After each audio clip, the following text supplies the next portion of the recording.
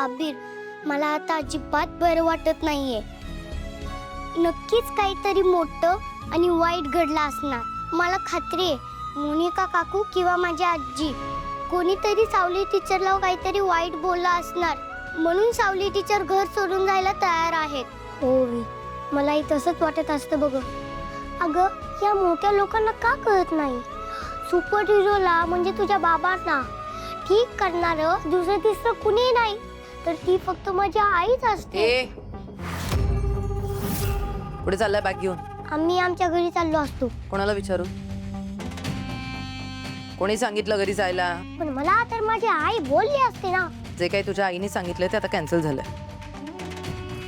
Plan change झालाय. तुम्ही दोघं कुठेही नाही जायचे. बॅग ठेवून घे, चल.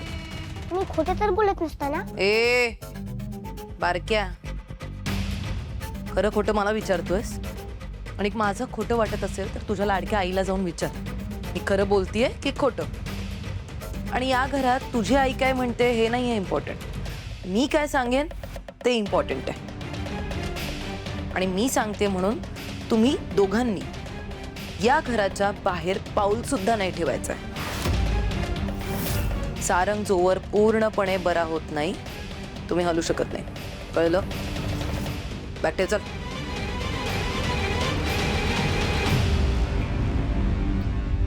ओवी, आपल्या शाळेची नाटक होणार असताना त्यामध्ये हिला रोल देऊया, हबीता. पण अभि, तुम्ही थांबणारे म्हणून माझा बाबा लवकर येणार. हो मी, चला पण बॅग ठेवूया.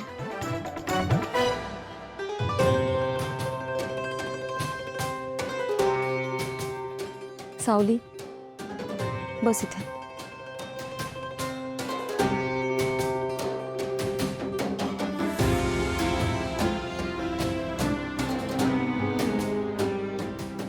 तू अजूनही त्याच गोष्टीचा विचार करतेस ना? सावली, नको एवढा विचार करू. तुला माहिती आहे ना आईचा स्वभाव कसा आहे तो. नको एवढं मनाला लावून घेऊ. नाही बहिणी, मी त्यांचा विचार नाही करत आहे. मी सुशीला ताईंचा विचार करते. मला खरंच कौतुक वाटलं होतं त्यांचं. सुशीलाचं? हो, तुम्हीच विचार करा, जगात अशी कोणती बायको असेल जी स्वतःच्या नवऱ्याच्या पहिल्या बायकोला त्यांच्या इतकं जवळ बसू देईल. सुशीला ताईंचं निस्वार्थ प्रेम आहे झारंगवर. खूप भाग्यवान आहे झारंग. हो, बरोबर आहे तुझं. खूप मोठं मन आहे तिचं. उगाचच काहीतरी वेगळा विचार करत होते बहिणी.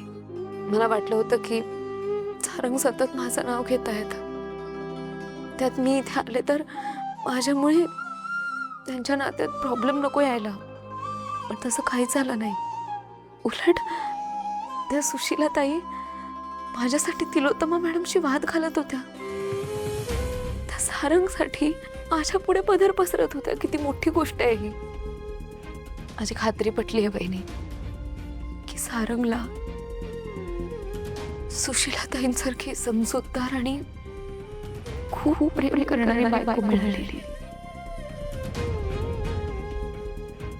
हो, बरोबर आहे.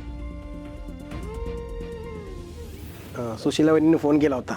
त्यांनी सांगितलं काय झालं आणि तू कशी थांबलीस ते. पण बरं वाटलं तू थांबलीस. सुशीला ताईंच्या सारंगवर असलेल्या प्रेमामुळे थांबले. असो, मीच त्यांना तुम्हाला फोन करायला सांगितला होता. मला ना बाबांची काळजी वाटत होती. ते घरी एकटेच आहेत, म्हणजे त्यांच्या जेवणाचे हाल नको व्हायला. तुमची हरकत नसेल तर तुम्ही रात्रीचा डब्बा घेऊन जाल का? हो, जाईन ना. पहिली काकांची काळजी. त्या गोल्डन जुबलीचा आवाज ऐकण्यापेक्षा काकांची काळजी घेतलेली बरी. Golden jubilee? Golden jubilee, Monika वहिनी. बबलू दादा,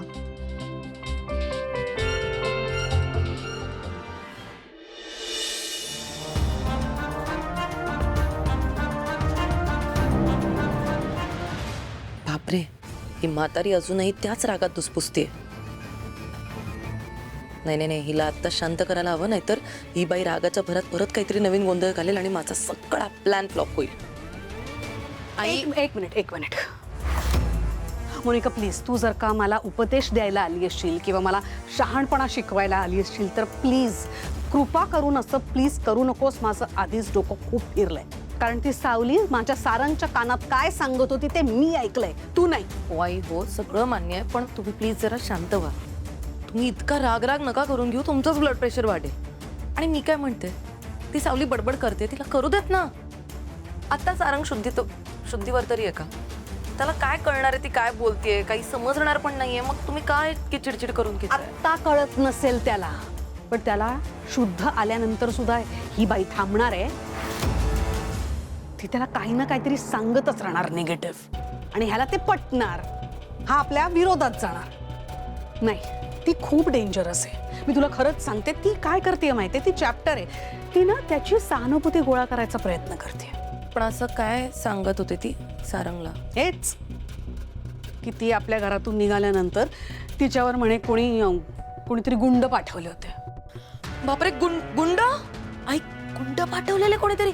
कोणी पाठवलेले? कोणाचं नाव वगैरे घेतलं का तिने? नाही ग, ते नाही कळलं मला. पण मी जेव्हा तिथे गेले ना, तेव्हा हे तिचं कारस्थान चालू होतं. मी तिला थांबवलं, तिला जाब विचारला, तेव्हा तिची तंतरली. मग ती सारवासारव करायला लागली.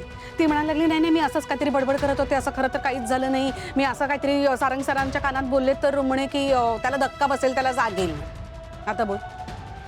ए म्हातारे, तुला ना काहीच माहित नाहीये. सावली जे काही बोलत होती ते 100% करेक्ट होतं, खरं होतं. खरोखरच उंड तिच्या अंगावर गेले होते. आणि जर त्या सावलीने हे सत्य सारंगसमोर किंवा पोलिसांसमोर सिद्ध केलं ना, तर तुझा नॉट सो लाडका मुलगा राजकुमार तो चांगलाच अडकेल या सगळ्यात. खरं ना, एका अर्थाने हे सगळं माझ्यासाठी खूप चांगलं आहे. हे सगळं सिद्ध करण्यासाठी त्या सावलीकडे जर पुरावाही नसेल ना, तर मी तिला सगळे पुरावे गोळा करून देईन. सावलीच्याच खांद्यावर बंदूक ठेवून तुला आणि त्या राजकुमारला या घरातून कायमचं बाहेर काढण्याची उत्तम संधी मला परत मिळणार नाही. काय तुझ्याशी बोलतेय? हो अगं, इथे काय उभे राहून करतेस तू? जा सावलीकडे जा, तिच्यावर बारीक नजर ठेव. ते काय काय सारंगच्या कानात बरळेल काही सांगता येत नाही. हो आई, तुम्ही अजिबात काळजी करू नका, मी व्यवस्थित लक्ष ठेवेन. पण हां, मी जाण्याआधी मला प्रॉमिस करा, तुम्ही त्या सावलीसोबत अजिबात भांडायला जाणार नाही, तिच्याशी अजिबात वाद घालणार नाही, कारण त्याने तुम्हाला त्रास होईल. आणि आई, आपला सारंग बरा होणं, तो शुद्धीवर येणं खूप महत्त्वाचं आपल्यासाठी. म्हणून एक मिनिट. हां, आत्ता खालती जे काही नाटक झालं, त्या सुशीलाने जे काय वाघळीचा पवित्रा घेतला होता, माझ्या शब्दाला शब्द लावत होती, ते सगळं कोणी शिकवलं तिला? तू आणि अमृतानी ना? खरं सांगा, तुम्ही केलं ना तिला पुढे? हो आई, नाही नाही नाही, माझे काही चूक नाही त्यात. मला काय माहित नव्हतं ही एवढी ओव्हर ऍक्टिंग वगैरे करेल. तुम्हाला खरं सांगू, हे ना सगळं अमृताताईचं डोकं होतं. काय? अमृता? ठीक आहे, जे काही झालं ते चांगलंच झालं ना. तिच्या या सगळ्या नाटकावरून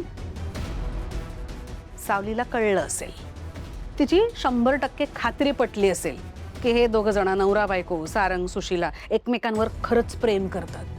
आणि या सुशीलाचं सुद्धा आपल्या सारंगवर खूप प्रेम आहे. करेक्ट आहे. म्हणूनच मी मध्ये अजिबात एक शब्द सुद्धा नाही बोलले. आई, तुम्ही प्लीज शांतपणे बसा आणि अजिबात चिडचिड करू नका. मी चहा आणू तुमच्यासाठी गरमागरम? आता नको, आता उद्या सकाळी. हां, उशीर झाला. खूप उशीर झालाय. जा. होय, गुड नाईट.